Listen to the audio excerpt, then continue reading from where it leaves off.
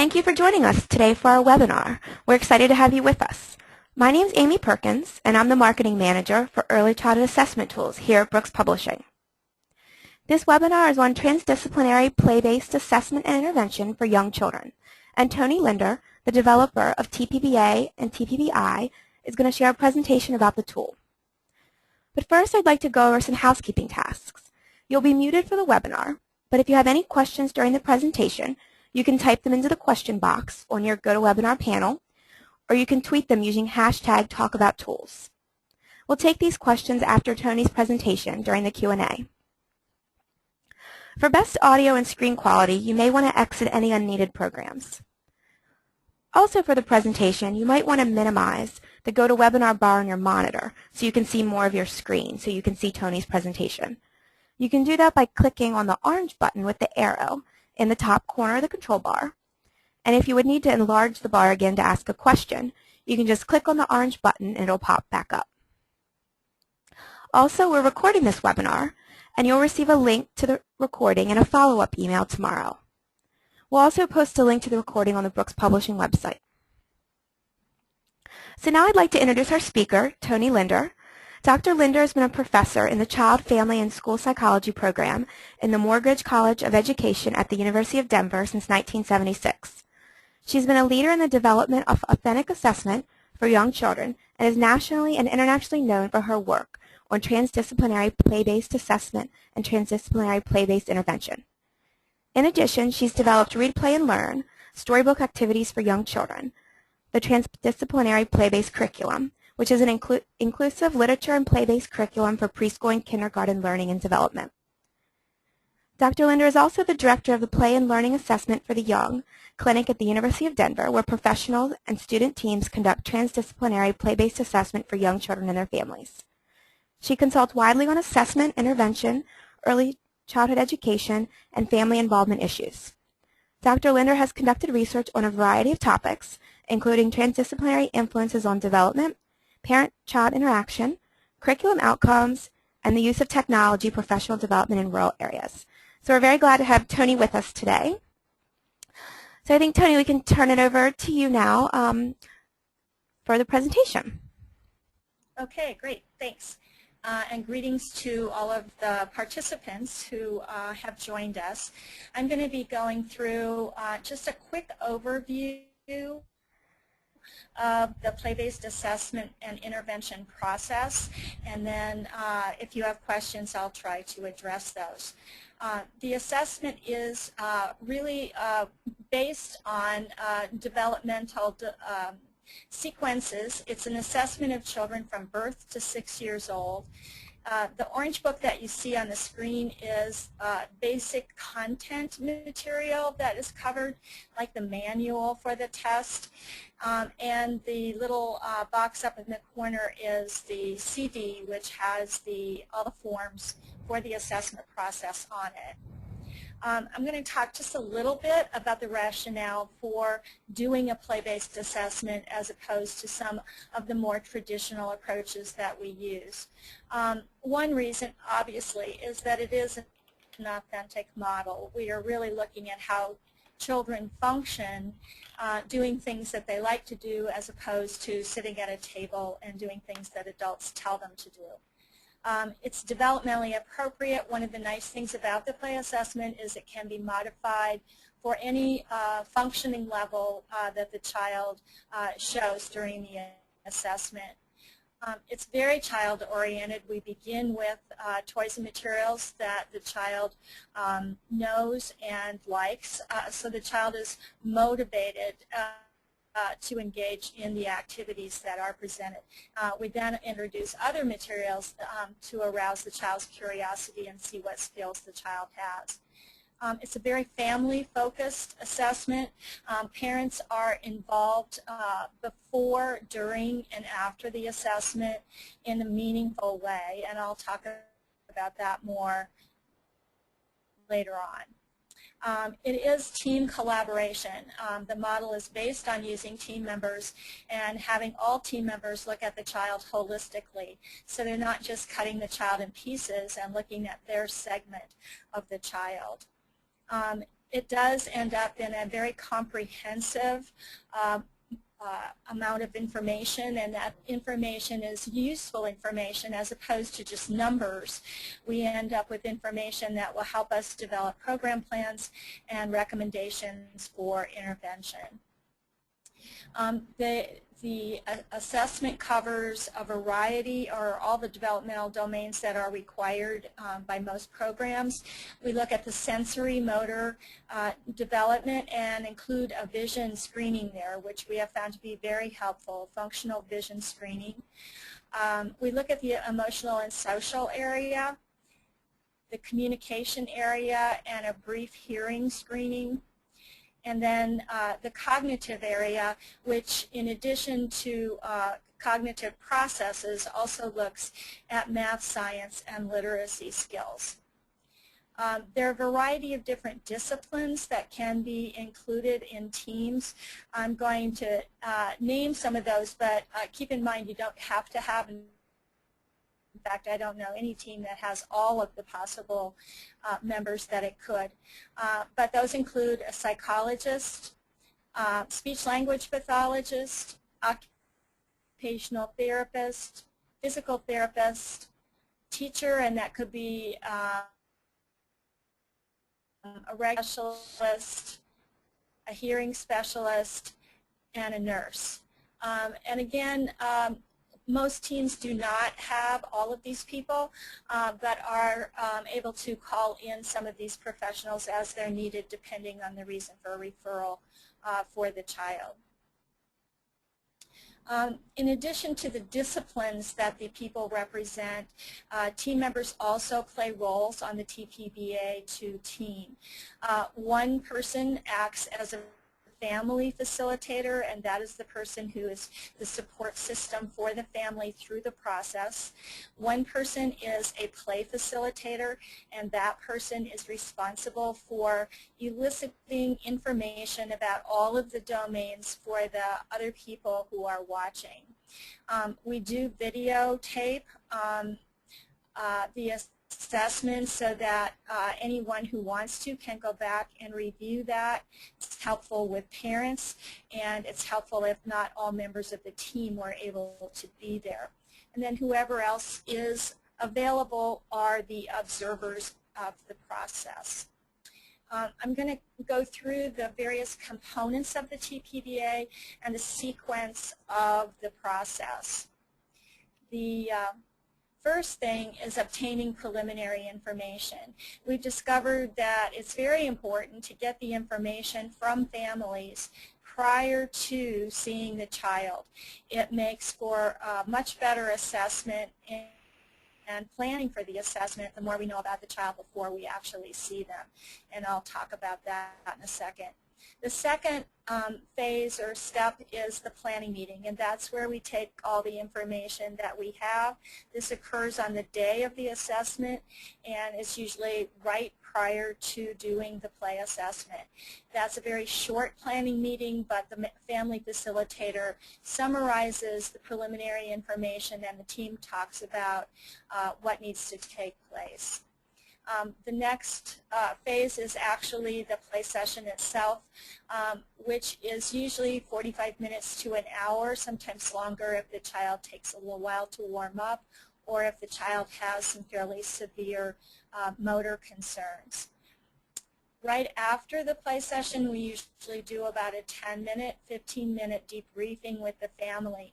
This is not to identify whether the child is eligible, but just to give the family some kind of feedback. It's usually to get their information about how they felt about the process, to elicit from them what they see as some of the child's strengths that they saw during the assessment, and also to give them some ideas about what may be next steps for their child, and then what the next steps in the assessment process are.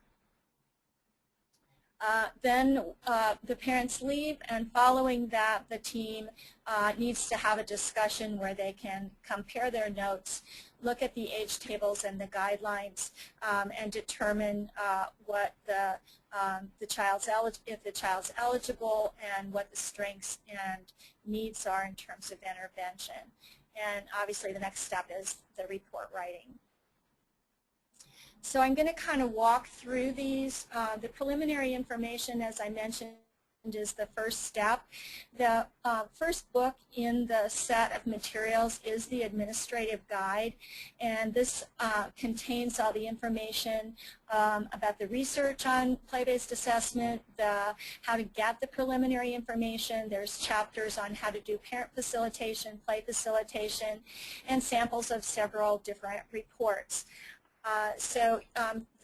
The forms that I'm going to be showing you, which are difficult to see on the slides, you can see in more detail in the book. So there's three primary forms that we use with families. The first is the Child and Family History Questionnaire, which is a very comprehensive look at the child's developmental and health history.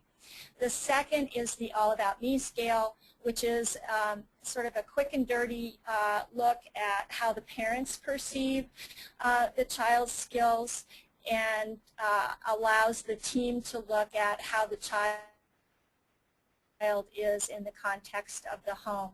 We also have this form and the next form filled out by any caretakers other than the parents or preschool providers who may see the child, so that we can get information about the child across contexts. And the last form is the routines rating form. It's another quick form that just indicates how stressful different routines are to engage in with the child. And as I said, the All About Me and the routines rating are usually filled out both by the family and by other significant people in the child's life. We also look at previous testing and any other information that we have from other programs or therapy that the child has been involved in. Now, these forms, I said, are going to be hard to see, but I'm just giving you an idea of what they look like. The health history not only looks at some of the typical things that are on a form for developmental history, but also asks questions related to cultural values and perceptions of disability, and also some questions about family health history as well, which may have implications for the child. The All About Me questionnaire asks the same questions that we're going to look at in the play assessment, but from the point of view of the parents and the family. So the sensorimotor you'll see on this one, each of the 4 domains has questions on the left, and then the parents are given multiple choice responses in the middle, and they can write some examples. I have actually been really surprised parents really take a lot of time to write in the examples that they feel are important. The daily routines rating form just lists, as you can see, the routines down the day, such as diapering or toileting, feeding, bathing, how difficult or stressful that time is for the child, or how difficult or stressful it is for them. We can also use these tools to look at progress, both for the child and the family over time. So after that, we get all that information, we move into the planning meeting before the assessment and determine, based on what we found out, what other information we need that we may want to ask the parent about, what kinds of things we want to try to elicit and observe in the play assessment. We also then plan the play session. What toys and materials did the parents indicate were preferred by the child? Which ones do we want to try to introduce that may get at some things we want to see? What structure do we want to use? Do we want to have the parents come in right at the beginning? Do we want to involve peers or siblings, etc.? Do we need to use any adaptations? Is this a child where we want to look at using assistive devices? And how do we want to involve the family in the assessment process itself? Then we actually do the play session, and part of the play session is having a good play facilitator. It takes some practice to become a good play facilitator, and there's some key things that we try to focus on, including trying materials which are going to elicit a wide range of skills and not just specific items.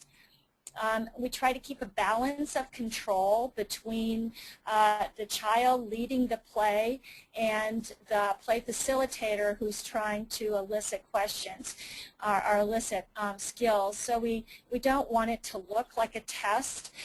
We want it to be play, and this is where the balance comes in.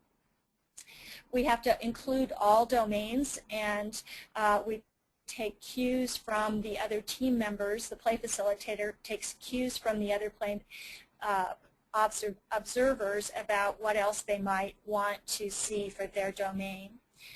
We also incorporate family and peers as appropriate. Sometimes siblings are there, which gives us an opportunity to look at how the child plays with other children. Sometimes if it's in a preschool environment where the assessment is being done, peers can be borrowed with permission of parents, of course, to come in and play with the child for a few minutes. The other part of the play session which is key is the parent facilitation. The parent facilitator, who as I said is one member of the team, and that can be rotated, it has to determine what other information is needed. We try not to have this be a question and answer session because the parent should also be watching the assessment and helping us to do some other things like determine what kinds of skills we're seeing or not seeing. We need for the parent facilitator to also provide information to the parents about what we're looking at, so parents understand that it's not just play that we're watching, that this play we're looking for specific things. They may explain that in dramatic play we're trying to see if the child can sequence a series of actions or use objects functionally and so on. We also have the parent help us compare how what we're seeing, how that compares to what they see in the home or in the community with the child. Is this how much the child talks? Is this typical behavior for the child? So that we know that we're getting a valid sample of the child's behavior.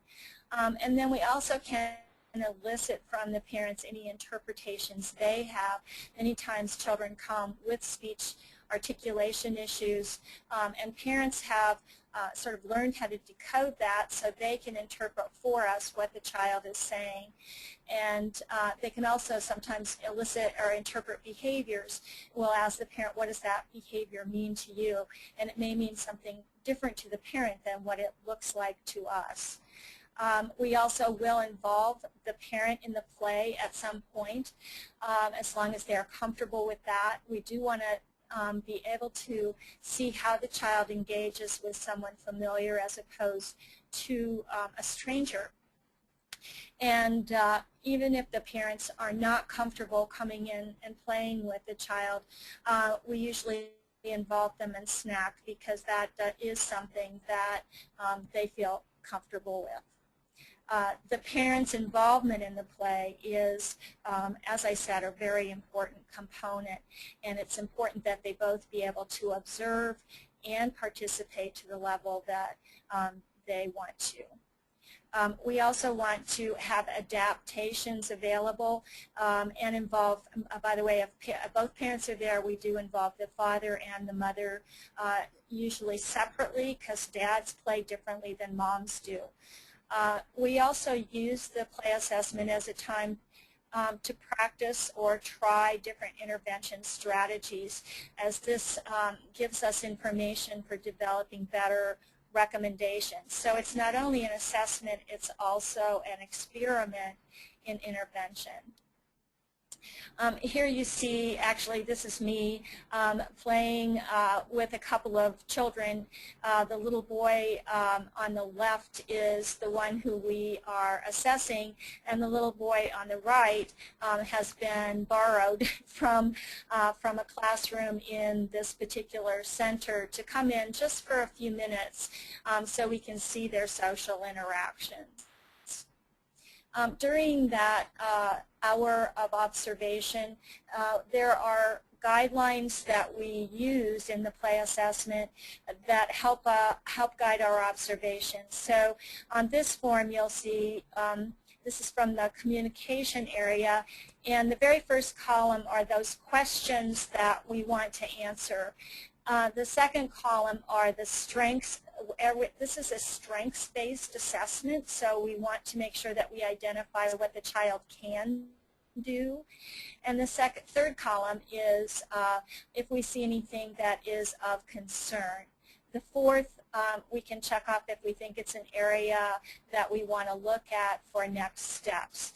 This can be used as a note-taking sheet, or it can be used as a reference tool. Some people take notes on other pieces of paper, but a lot of people like to use this because they can write all over it and check things off and that kind of thing. So there are the same forms or format for each of the domains.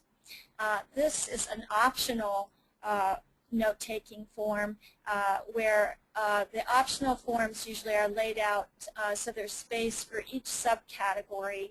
Each of the 4 domains has 7 subcategories that we look at, and this one is the language one, and it's got, just on this page alone, it's got place to take language sample for what the child's understanding and also what production the child makes.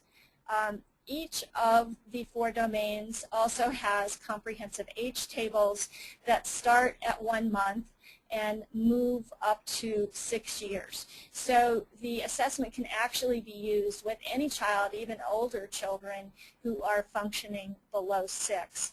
And the way we use these is to identify the floor, or where the child passes all or most of the skills, and then move up to the ceiling where the child starts to reach an age level where very few items are being passed. But what we're looking for is the cluster age where the child is primarily falling. After we have done our observations, and I should note that during the assessment, team members don't have time to go into comprehensive detail on those 2 forms. We refer back to those forms after the assessment is over. But they do take a lot of scripting notes during the assessment. Right after the assessment, we want a quick debriefing with the parents so they don't leave without any information whatsoever. It's very common after an assessment for us to say to parents, oh, thank you very much for coming, and we'll get back to you in a couple of weeks. And that's very frustrating for parents. So we have found this debriefing session, even though it's very brief, is very useful to parents. We get their impressions of the assessment, whether it was typical, what they saw, what they liked, anything that surprised them, anything we didn't see that they wanted us to see, that kind of thing. We ask about the child's strengths from the parent's perspective, and then all of the team members in a dialogue, not a formal presentation, just present some of their ideas of some of the strengths that they saw and some of the next steps that they think the child is ready for. We also try to give them 1 or 2 ideas for home based on what we learned from observing the child during the play session, and then go over with them what are the next steps in the process for the IEP meeting, etc. The team discussion, this is a process that takes place after the parents are gone, but that team discussion is an informal discussion where team members are basically exchanging their observations, what they saw that someone else might not have noticed. They discuss age levels and make some quick comparisons there, and share any interpretations they have about what they think may be contributing to the child's developmental concerns. The report writing is the last part, and that we don't have a specific format for. That's really dictated by the district or the program, but we've offered several versions, from comprehensive to shorter versions in the text. And we do recommend that the team write one comprehensive integrated report as opposed to separate reports, and that they include in that report some functional recommendations, both for home and school, so that this report will be useful to those who get it. There is a summary form available that can help tie some of this together and can also be used for measuring progress. This is a goal attainment scale. This is an optional piece of the play-based assessment. The guidelines and the age tables are not optional, but this piece can be used if desired. And it really just helps us to look at a baseline for what should be the goals for the child, looking at some of that qualitative information, as well as helping to summarize the child's age level for each of the subcategories for those that have age tables.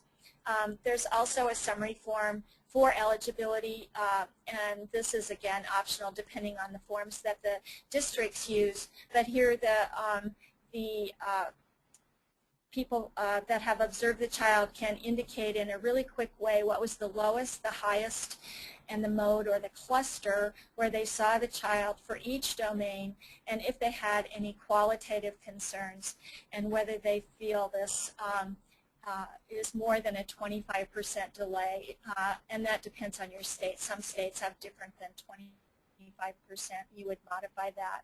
And then you indicate whether or not, in the informed clinical opinion of your team, this child is or is not eligible for services.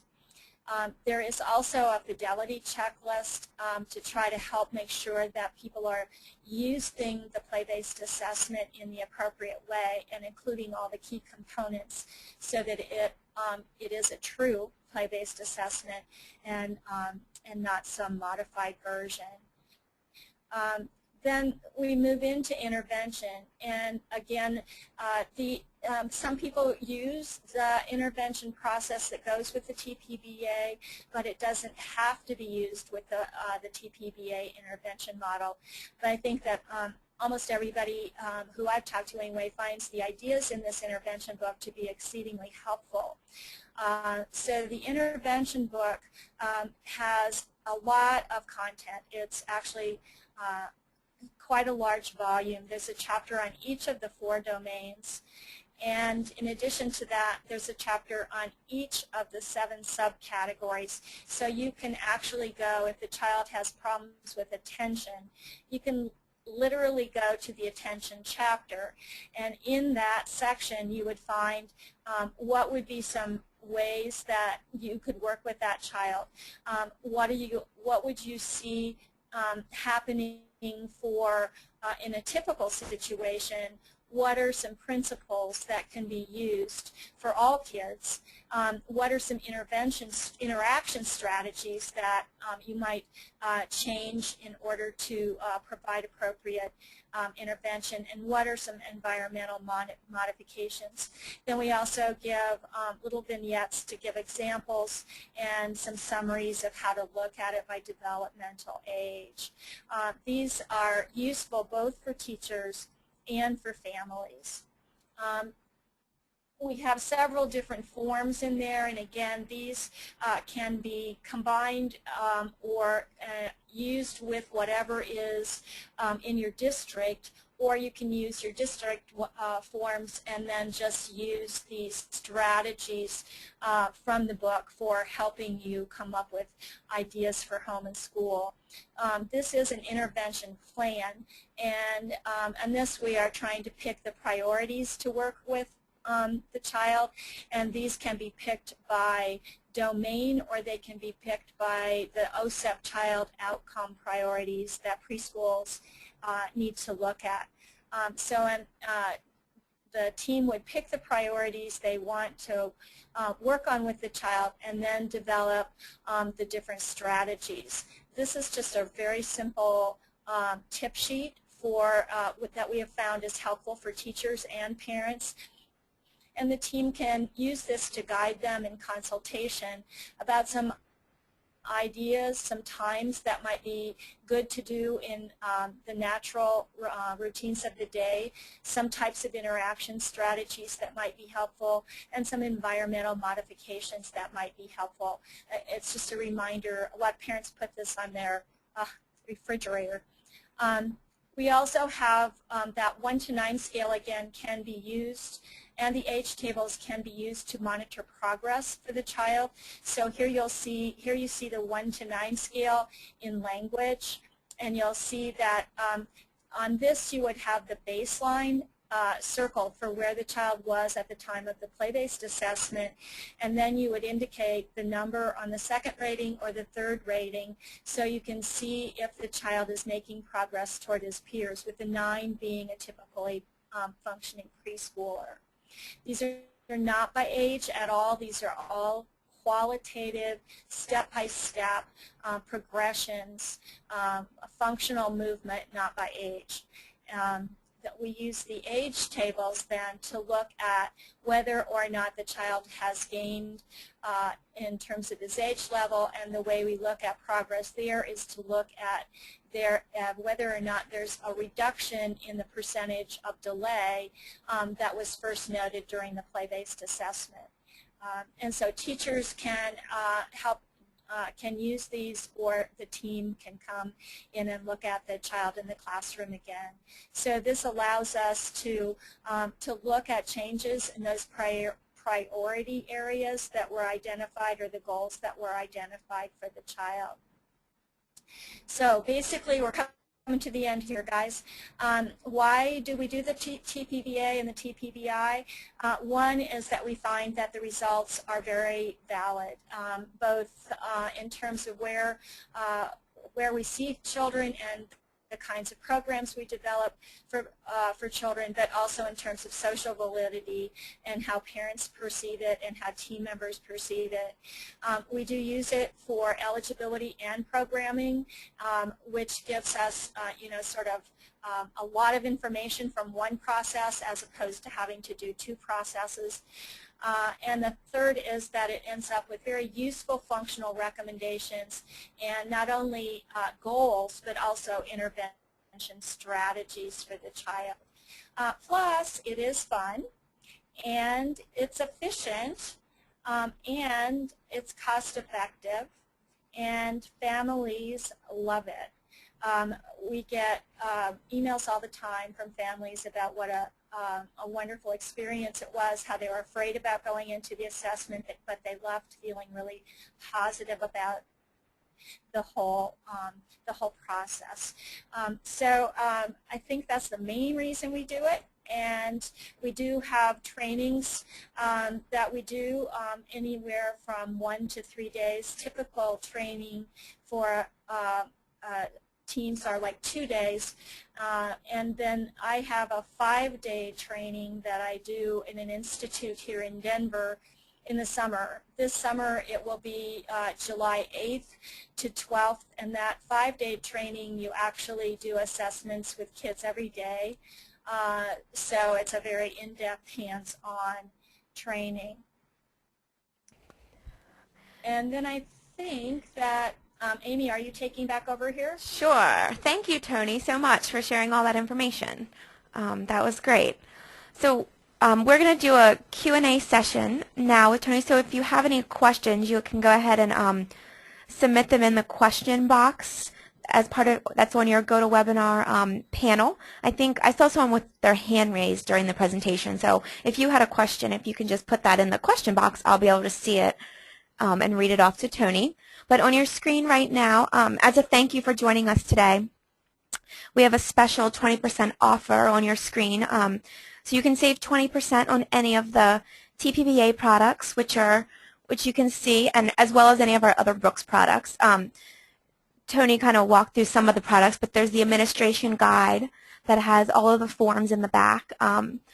The orange cover is the assessment volume, and the purple cover is the intervention volume that has all of those strategies that Toni was showing you.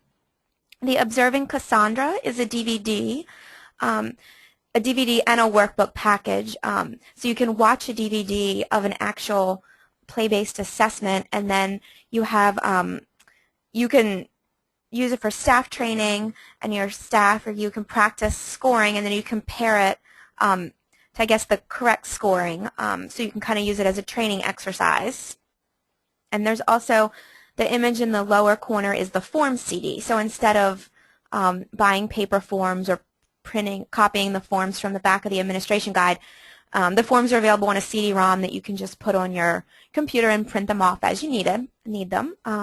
So the code for the 20% discount is webinar S13. It's on your screen up there, and you can use that through the end of June.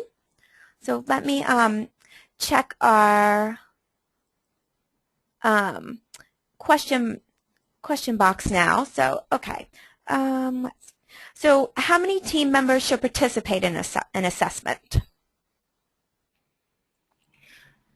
That really varies. In an infant program, a lot of times 2 people will go to the home. Again, if it's videotaped, then any questions that those 2 people have about the child, they can take that videotape back and show it to other team members. My preference is that each of the 4 domains has an observer. Sometimes that is a psych, speech, OT, and teacher, early childhood special ed or regular ed teacher. So 4 people allows you to cover all of those areas. A lot of teams only have 3 people, and the psychologist may cover both cognitive and social emotional. The people like the vision specialist or a hearing specialist are usually brought in if there is a concern about vision.